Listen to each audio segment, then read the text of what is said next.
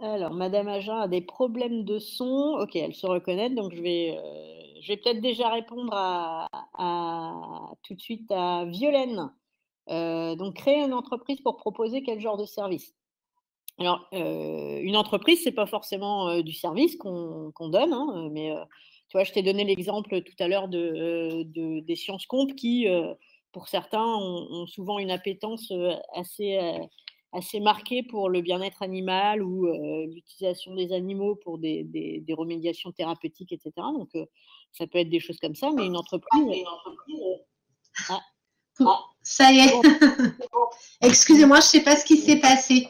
pas de souci. Je finis ma phrase et puis je te passe la main. Oui, oui, vas-y, vas-y. Et donc une entreprise, alors niveau master, c'est peut-être un petit peu chaud, mais je te donne un autre exemple, Violaine. On a un étudiant, de Toulouse, donc qui était un étudiant, à la base agroalimentaire. Vous voyez qu'on prend des fois des profils un peu bizarres. Et puis il a passé toute sa thèse il y a un écho de dingue. Il a passé toute sa thèse à Véro, si tu te mets ton micro, ce sera mieux. Véronique. Ouais. Et donc, il a passé toute sa thèse à faire des mutations ponctuelles, sur une séquence d'ADN pour une protéine. Et puis, bah, de son meilleur candidat, il en a créé une entreprise aujourd'hui. Donc tu vois que même quelqu'un qui fait de la biologie moléculaire peut devenir un créateur d'entreprise avec la création d'un futur médicament. Donc voilà un petit peu, ça peut être du privé, ça peut être du public, c'est pas forcément du service. OK? Je ne sais pas si ça répond à ta question, Violaine? Sinon, ça peut être également une entreprise qui est complètement indépendante du domaine de recherche que l'étudiant a fait pendant son doctorat. On a l'exemple d'une étudiante qui a créé son entreprise pour la gestion ou la traçabilité des échantillons biologiques, genre prélèvement sanguin, etc. Donc, la création d'entreprise peut être dans tous les domaines possibles. Voilà. En fait, on n'imagine pas, c'est vraiment cette angoisse, mais des fois une petite idée ou un début d'idée en creusant et en allant vraiment dans tout le contexte, finalement ça peut se concrétiser en quelque chose de plus grand, hein. Tout à fait, Violaine. Mais après, on est sur un master recherche, donc on vous apprend non seulement des neurosciences, mais aussi une autre manière de penser et de réfléchir. Donc c'est aussi tout un tas d'outils transversaux en fait que vous apprenez. Voilà. Madame Agen est avec nous, on va pouvoir y aller. Vas-y. Oui, merci beaucoup. Alors, je vais pouvoir répondre à Mathilde qui demande justement si les enseignements… Pardon? Non, c'est bon. Karine? Ah, d'accord. Tu peux te couper ton micro, s'il te plaît?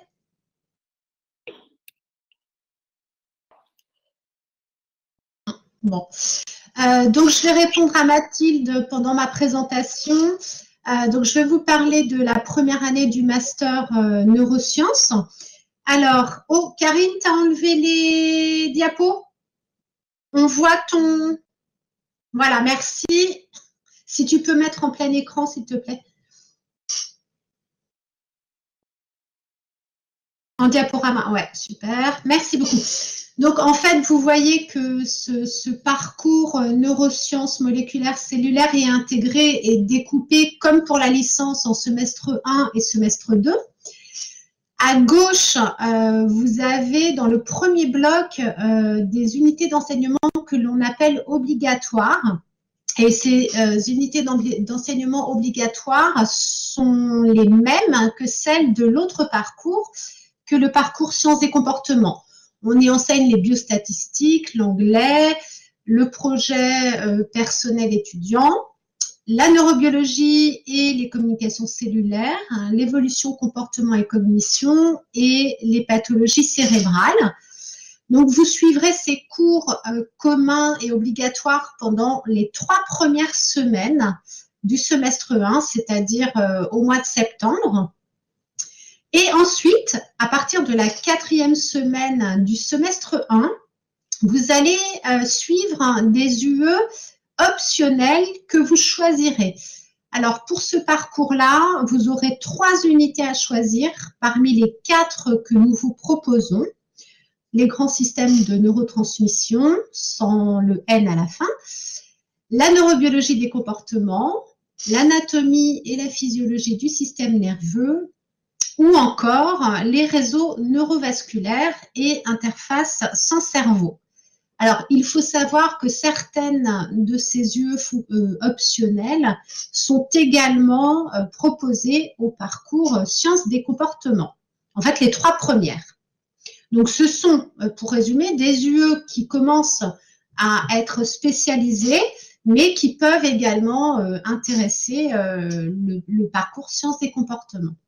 Donc là, on est dans un système, pour répondre à la question de Mathilde, où vous aurez uniquement des cours magistraux et des travaux dirigés. Parce que vous allez voir tout à l'heure, les travaux pratiques seront faits dans une UE à part, une UE spécifique. Donc, on arrive au semestre 2, qui commence comme pour tout le monde en janvier. Vous allez suivre pour ce parcours 5 UE théoriques et spécifiques du parcours. Les accidents vasculaires cérébraux, cancer et cerveau, imagerie du système nerveux normal et pathologique. Et puis, l'UE dont vous a parlé Karine tout à l'heure, le niveau 2 qui vous permettra de pouvoir, le niveau 2 d'expérimentation animale, qui vous permettra en fait de faire des expériences durant vos stages de Master 1.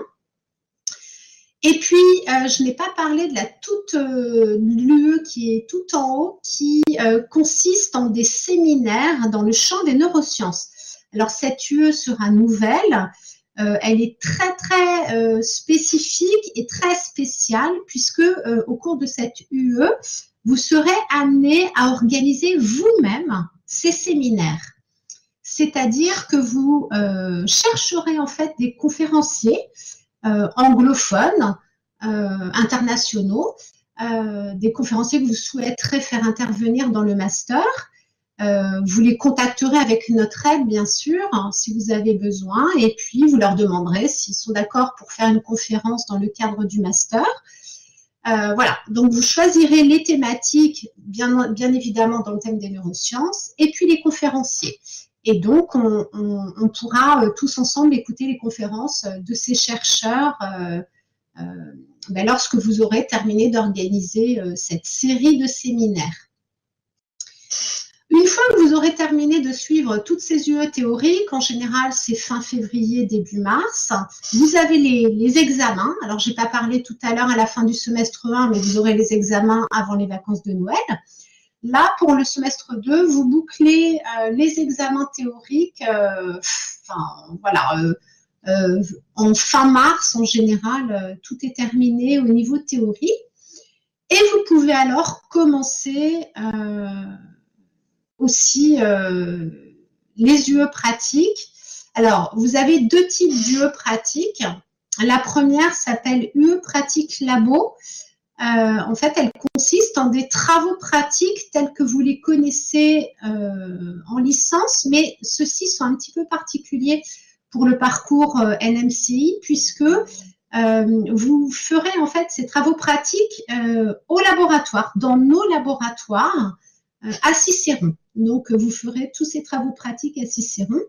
Là, par exemple, les travaux pratiques commencent à Cicéron dans nos labos juste après les vacances de février, et nos étudiants de master seront chez nous pendant 3 semaines pour suivre cette formation pratique.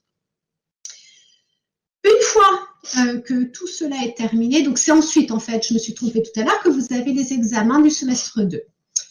Et une fois que tout cela est terminé, à peu près mi-mars, fin mars, eh bien, vous pouvez commencer votre stage en laboratoire. Ce stage est toujours en fait d'une durée fixe de 8 semaines. Et à l'issue de ce stage en laboratoire, vous rendez un mémoire écrit d'une 20aine de pages et vous soutiendrez oralement vos travaux durant 10 minutes. devant un jury composé d'enseignants-chercheurs et de chercheurs en neurosciences. Alors, pour le stage, je précise que il faudra vous y prendre assez tôt pour trouver un laboratoire d'accueil. Parfois, ça prend un petit peu de temps. Et c'est bien de chercher dès le semestre 1, si vous pouvez, dès le mois d'octobre, parce qu'entre autres, il faudra faire signer une convention de stage au laboratoire d'accueil, au directeur du laboratoire d'accueil et puis à différentes personnes, dont l'université de Caen. Donc tout ça prend du temps et vous devez avoir votre convention signée avant d'entrer dans le laboratoire. Voilà, donc écoutez, je suis à votre disposition. J'en ai terminé pour la présentation si vous avez des questions. Alors évidemment, le stage en laboratoire, il doit absolument concerner le champ des neurosciences moléculaires, cellulaires et intégrées. Voilà. Alors peut-être Omar, tu peux présenter le M2. Je vois que Karine a mis les diapos et puis on répond aux questions après. Oui, très bien. Merci Véronique. Bonjour à tous. Donc pour le Master 2, en fait, donc c'est une préparation avancée pour généralement le doctorat. Et ce master, donc en fait, comme disait Madame Ali au début de l'intervention, il est complètement mutualisé avec Rouen, avec l'université de Rouen, dans le sens où tous les enseignements sont suivis par les étudiants caennais et les étudiants rouennais de façon simultanée, donc généralement par visioconférence. Et donc globalement, la moitié des enseignants est sur Rouen et la moitié sur Caen. Donc vraiment, c'est une préparation au doctorat. Et puis, en termes de contenu des enseignements, en fait, à part des UE obligatoires intitulés Approche méthodologique aux neurosciences, la formation hygiène et sécurité, connaissance de l'entreprise, bon, pour sensibilisation à la création d'entreprises, et la préparation de stage sur laquelle je vais revenir un peu plus tard. En fait, les enseignements qui vont être choisis, donc on propose 5 UE parmi, il faut choisir 5 UE parmi 7 proposés. En fait, ce sont plutôt des UE de vingtaine d'heures et ce sont plutôt des conférences, en fait, qui sont données par des chercheurs, des enseignants-chercheurs, donc que ce soit caennais, rouennais, parfois même dans d'autres villes. Et puis, ces enseignements sont en fait par rapport à des thématiques de recherche développées dans des laboratoires de Caen et ou de Rouen. Donc, vous voyez, vraiment, c'est une préparation à la recherche. Et puis, tout ça, c'est le premier semestre.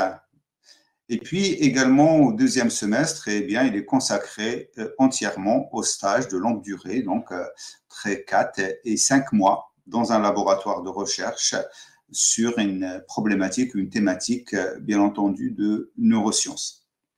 Alors, pour préparer ce stage de deuxième semestre, eh bien, les étudiants, dès le début de l'année, en septembre, certains trouvent un stage même avant la deuxième année, enfin avant le Master 2.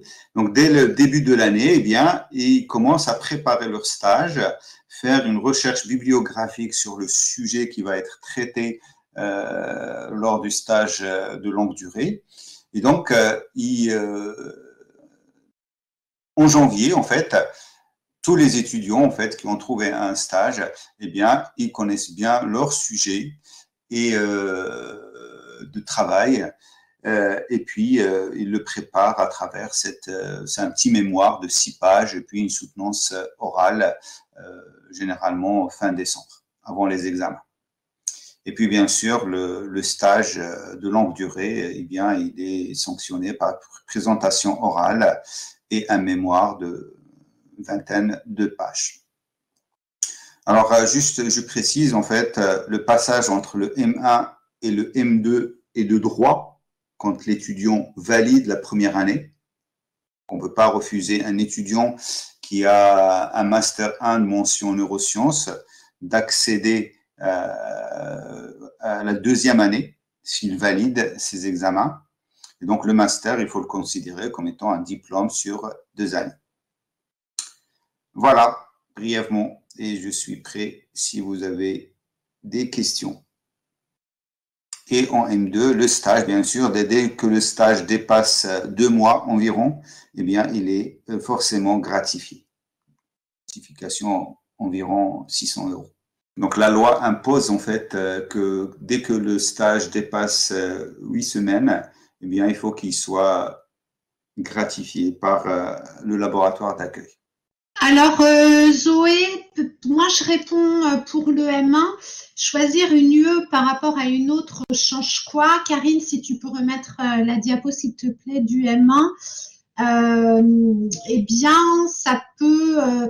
En général, c'est fonction de vos motivations, de ce que vous voulez faire, par exemple en stage. Donc, par exemple, ceux qui sont très, très intéressés par, je sais pas moi, de la recherche sur les accidents vasculaires cérébraux, peut-être pourront choisir préférentiellement au semestre 1 les réseaux neurovasculaires. Ceux qui sont plutôt intéressés par la manière dont le cerveau contrôle, je sais pas moi, par exemple, les émotions, eh bien, pourront choisir la neurobiologie des comportements. Donc ça, c'est pour le parcours NMCI, mais voilà, c'est vraiment fonction de vos motivations, de ce que vous aimez et peut-être ce que vous aimeriez faire ensuite.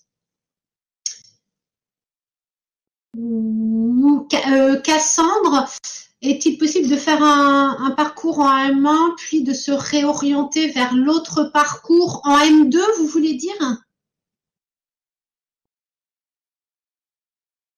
Alors, ou en M1, ça n'est possible en conditions exceptionnelles uniquement si vous aviez également candidaté pour l'autre parcours. Il faut absolument que vous ayez déposé un dossier e-candidat dans les 2 parcours pour que le changement puisse éventuellement avoir lieu. Alors, je vais laisser répondre Omar Touzani pour la question de Canel. Alors, la question de Canel concernant la formation, l'expérimentation animale. Donc, en fait, la formation qu'on propose au niveau master permet de réaliser des expérimentations chez l'animal. Donc, c'est ce qu'on appelle le niveau 2. Mais par contre, en termes de conception de projet, donc là, il faut un niveau qu'on appelle niveau 1 concepteur. Mais pour le stage de M2, de M1 et de M2, le niveau qu'on vous propose en master est largement suffisant. Donc, vous pouvez travailler sur des animaux. Je reprends le plan de parcours. Alors, pour le M1, d'un semestre à l'autre, c'est un peu plus compliqué que ça et on évite même les problèmes avec ça. C'est que il suffit pas d'avoir postulé dans l'autre parcours, il faut en plus que l'ensemble des personnes qui étaient avant vous sur liste complémentaire se soient désistées. Parce que côté universitaire, côté égalité de chances des étudiants, ce serait considéré comme enlever sa chance à un étudiant.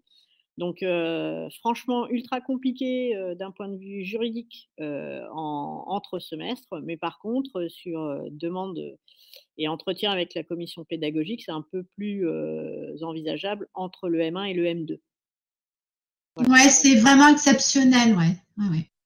Vous aurez dès la rentrée une réunion de rentrée pour chaque année du master où on vous présente en effet toutes les UE. Christelle, je ne sais pas si Christelle est là. Ouais.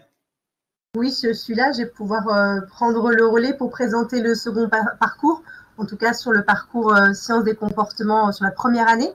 C'est Ludovic Dickel qui présentera le contenu de la deuxième année. Karine, est-ce que tu pourrais aller à la diapositive suivante, s'il te plaît. Merci.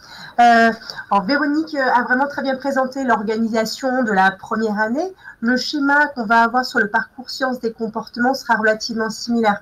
On a effectivement un ensemble d'UE obligatoires au cours du semestre 1, avec des UE très générales et transversales comme biostatistique et anglais ou connaissance de l'entreprise.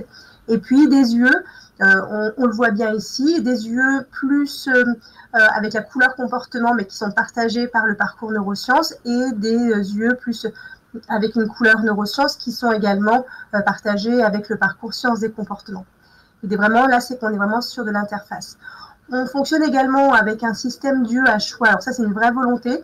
Et c'est vraiment ce qu'on entendait tout à l'heure. L'idée, c'est de former, en gros, et choisir vos UE en fonction de vos envies et de ce que vous souhaitez faire. C'est très marqué au niveau des sciences des comportements, et on en parlera un peu juste avec des exemples de sujets de stage.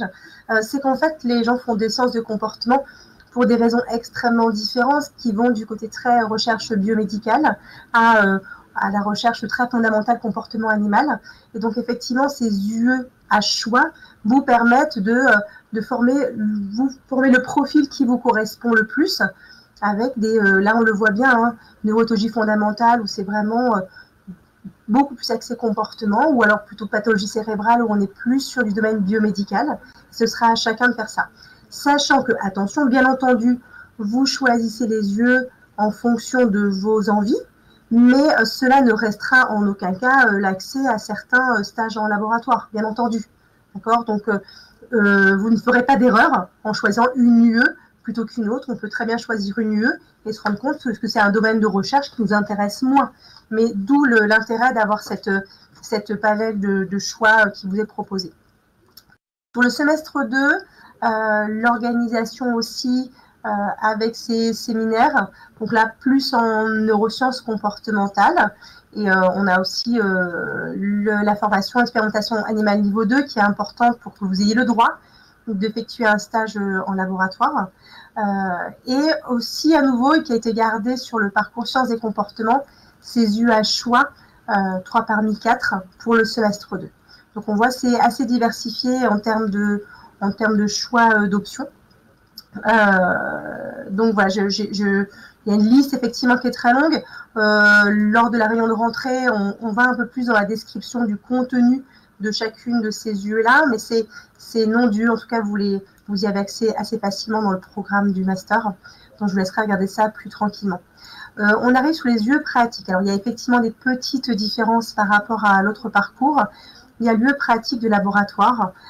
Contrairement à ce qu'on a sur le parcours neurosciences, dans le cas du parcours sciences des comportements, tout n'est pas réalisé en laboratoire. Un certain nombre de travaux pratiques sont réalisés dans les unités de recherche, sur les plateaux. Un certain nombre de travaux pratiques sont réalisés dans les locaux de travaux pratiques de l'université. Et dans ces travaux pratiques, il y a à la fois des approches au comportement animal et comportement humain. Donc, vraiment garder cette idée-là. Dans cette formation, vous êtes vraiment formé aux deux. L'idée, c'est d'avoir une méthodologie qui vous permet à la fois de vous adresser à des modèles extrêmement différents. On arrive ensuite, effectivement, après cette UE de labo, le calendrier est à peu près le même. Elle va tomber en mars généralement, on commence fin février, ça arrive en mars. Et c'est seulement à partir de début avril que vous aurez ce qui est appelé ici stage en laboratoire de 8 semaines. Donc cette fois-ci, il n'y a pas la gratification qu'on va avoir sur les M2, donc c'est 8 semaines de stage. Ce qui est important et ce sur quoi je dois insister, c'est un stage de recherche. Ce n'est en aucun cas un stage d'observation. L'idée, c'est de pouvoir mener sur 8 semaines un projet avec une question scientifique, de récupérer des résultats ou de acquérir des résultats, de les analyser, de les discuter et de faire un vrai travail sur ça. Karine, tu pourrais passer à la diapositive suivante, s'il te plaît. Bon, alors, je vous ai mis quelques exemples parce que notre parcours est un peu atypique par rapport à ça. Il y a vraiment des stages qui sont extrêmement diversifiés, qui sont accessibles avec cette formation, avec ce master et ce parcours en particulier, qui vont de l'étude du comportement animal en semi-captivité, en captivité, Donc là, on est vraiment sur des thématiques très fondamentales dans certains cas, du comportement animal en laboratoire, mais également on peut aller sur des approches un peu plus orientées biomédicales, avec de la pharmacologie comportementale notamment, où là c'est un peu plus l'image que vous avez certaines fois du laboratoire, avec l'utilisation notamment de recherches sur le rongeur, avec l'étude de l'effet de certains médicaments par exemple. On passera par une approche comportementale, mais on a également tout le versant comportement humain, à la fois sur des aspects très pathologie, notamment, voilà, j'ai un exemple de schizophrénie par exemple, ou alors il y a des thèmes de stage qui sont vraiment plus sur également du comportement humain de façon très fondamentale. C'est extrêmement diversifié. C'est la richesse un petit peu de la formation. L'idée, c'est que ce sera à vous, effectivement, de savoir ce que vous voulez faire. Mais quel que soit l'exemple que je vous ai proposé ici, à chaque fois, il faut voir que ce n'est en aucun cas un stage d'observation. C'est un stage avec une question scientifique qui va être posée.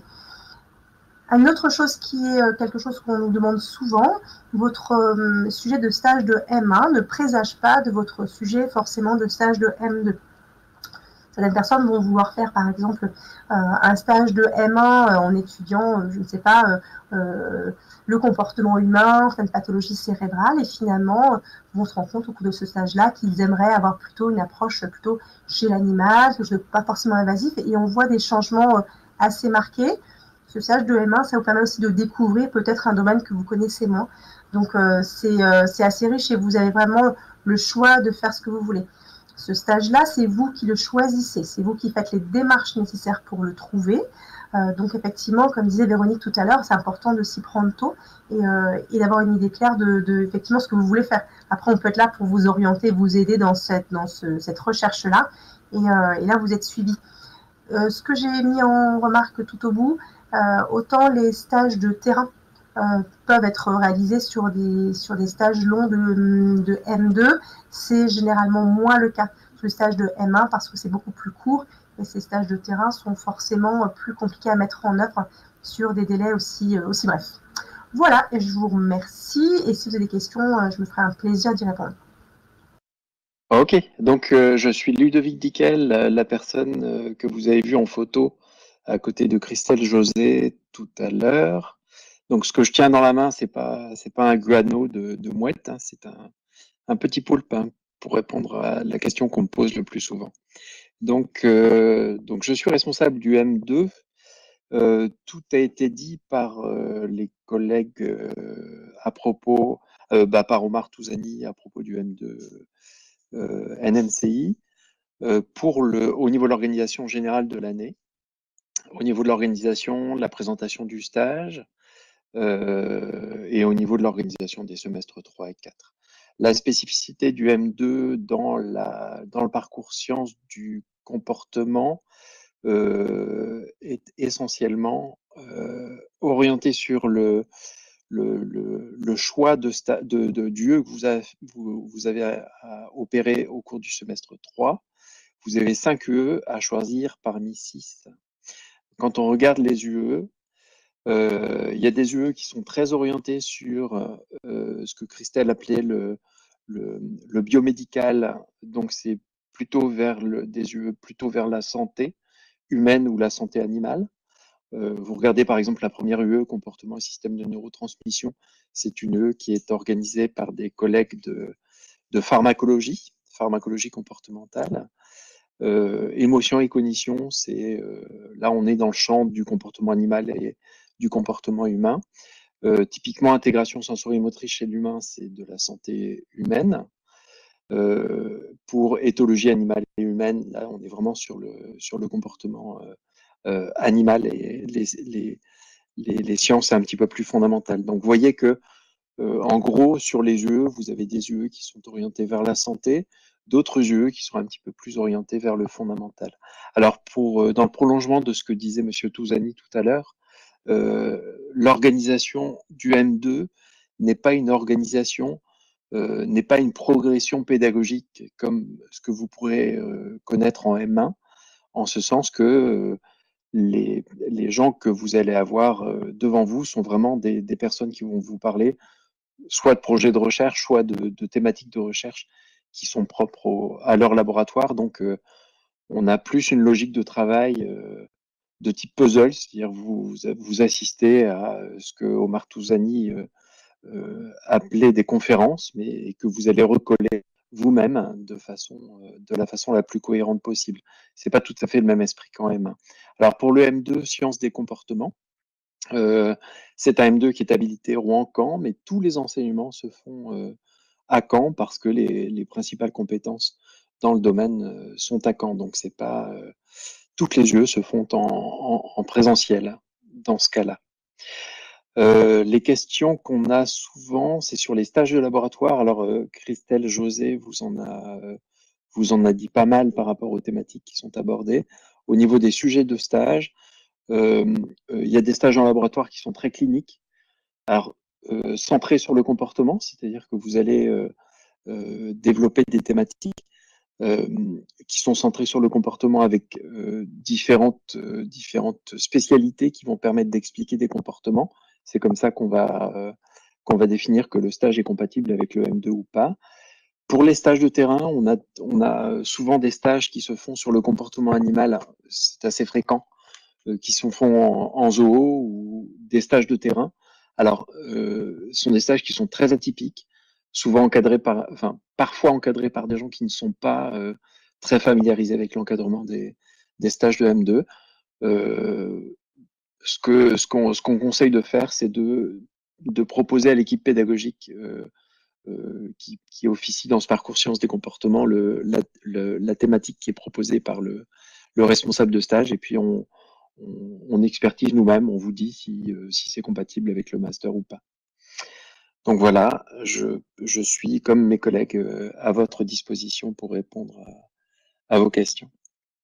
Alors Mathilde, pour le NMCI, pour le M1, tous les enseignements, en effet, se déroulent à Caen parce qu'il y a le même M1 à Rouen. On appelle ça un M1 en miroir. Donc, il y a le miroir de notre M1 à Caen. Il y a la même chose à Rouen. En revanche, il y a une UE où une UE du semestre 1 où certains enseignants sont des enseignants de Rouen. Ça correspond à une petite dizaine d'heures qui sont faites en visio depuis des années. Ça se passe très, très bien. Donc, pour résumer, tout est fait à Caen. Vous avez juste une petite dizaine d'heures pour une UE optionnelle qui est faite en visio. Voilà.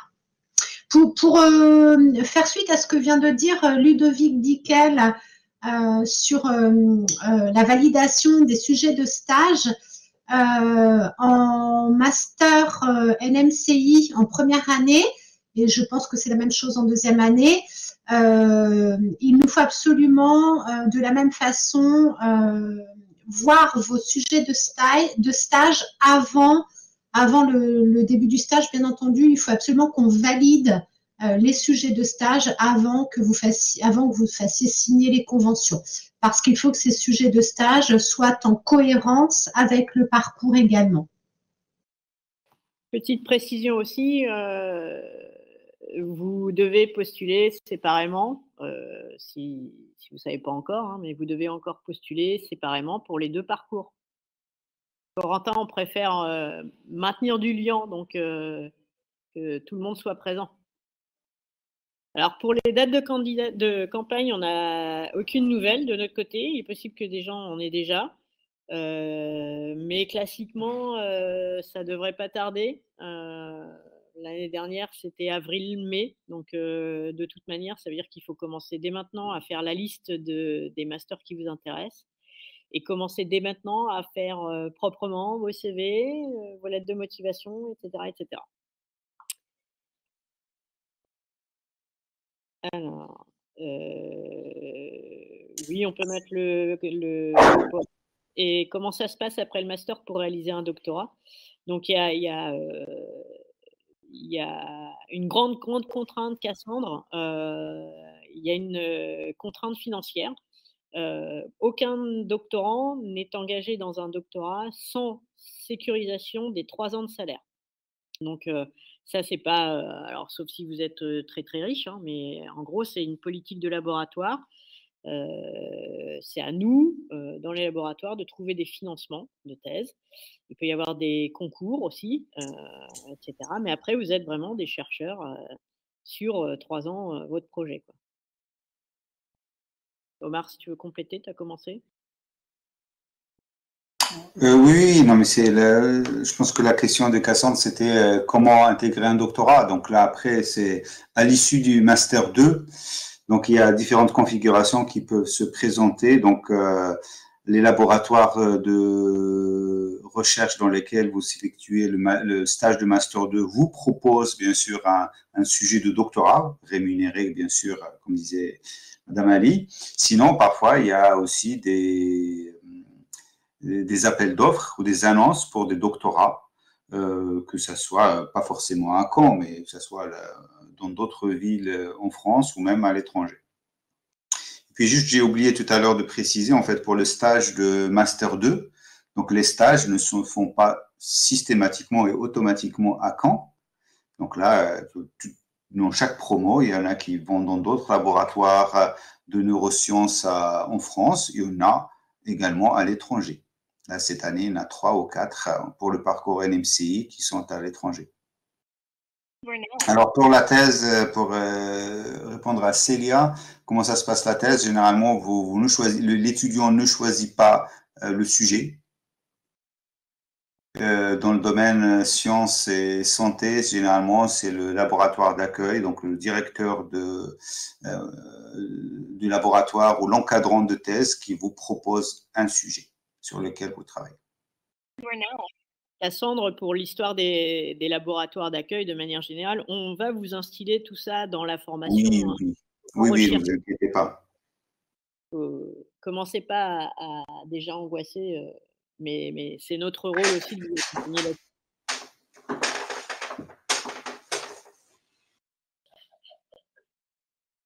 Voilà, on reste disponible si vous êtes un peu timide, si c'est trop difficile d'écrire, et cetera, n'hésitez pas. Mais vraiment, faites le travail sérieusement. Il faut que ce soit joli, il faut qu'il y ait du contenu, il faut qu'il y ait du contenant. Vous nous facilitez la tâche si vous nous rendez des torchons. On peut être major de promo, mais si le dossier est dégueulasse, on ne sera pas premier sélectionné. Donc vraiment, faites attention, apportez du soin à vos candidatures. On dit ça chaque année, mais c'est tellement évident et pourtant il y a plein de conneries qui reviennent. Mais voilà, si la lettre, elle commence par cher monsieur Touzani, elle finit par cher monsieur Touzani, pas cher monsieur Dickel. Voilà. Donc, je ne vais pas vous donner. Bon, ça va si elle commence par monsieur Touzani, finit par monsieur Dickel. Mais le pire, c'est bonjour madame Touzani et ça finit par monsieur Dickel. Ouais. Et puis des fois, c'est même pas c'est une lettre qui est adressée à un autre master aussi, ça nous arrive. Donc soyez vigilants. Canel, il n'y a pas un CV, il y a des CV. Il est possible que vous ayez adapté vos CV selon vos candidatures. La lettre de motivation, non. Alors comme on vous fait pas confiance ni sur la qualité de l'orthographe, de la grammaire, etc. Il y a des logiciels très bien, ne serait-ce que Word, qui vous soulignent les mots quand ça va pas. Donc non, c'est mieux écrit, etc. Tout ça à l'ordi, ça va très très bien. Il n'y a pas de souci.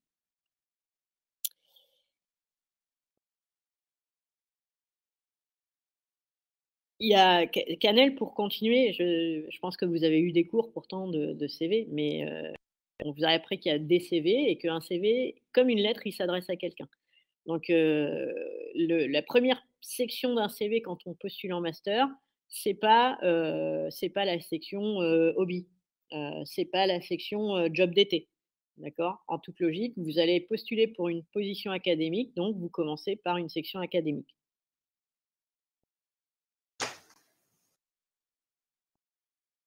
Vous pouvez mettre à l'attention des membres du jury ou de la commission, etc., etc.